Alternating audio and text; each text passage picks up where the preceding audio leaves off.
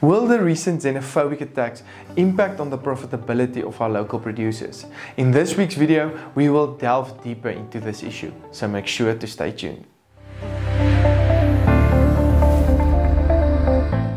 Welcome to this week's AMT Fresh Produce Outlook on the markets.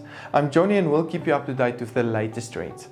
If you feel that your business can make a valuable contribution to this discussion, please make sure to contact me.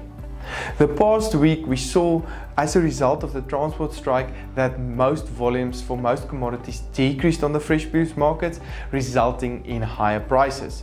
The potato prices increased by 16% week on week, with the latest price of R44.99 per kilogram. Continued low volumes into the next week will most likely keep prices on a higher level. Tomato prices almost doubled the past 2 weeks due to significantly lower volumes, with the latest price on R8.17 per kilogram. We're expecting these prices to stay on a higher level and could even have been higher if the xenophobic attacks didn't take place. The xenophobic attacks resulted in very low demand on the markets, and prices may therefore move sideways over the coming week. Carrot prices traded 13% higher on R3.18 per kilogram the last week, which is also 11% higher compared to the long-term average for the past week. Lower volumes can be held responsible for this movement. The onion market stayed on a similar level on R3.71 per kilogram the past week.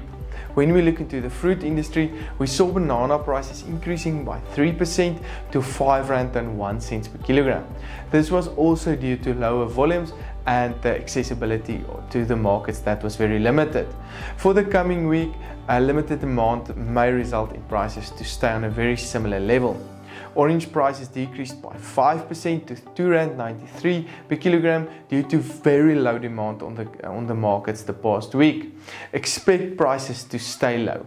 In contrast to this, we have seen that the avo market increased by 13% to R17.92 per kilogram.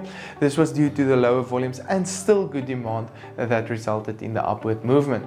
Apple and pear prices traded on R7.22 and R7.24 per kilogram respectively the past week.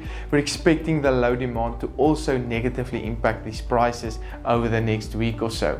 My thought of the week is that although the transport strike assisted some of the upward movement prices over the last week or so due to lower volumes, we have seen that the recent xenophobic attacks resulted in lower demand on the markets.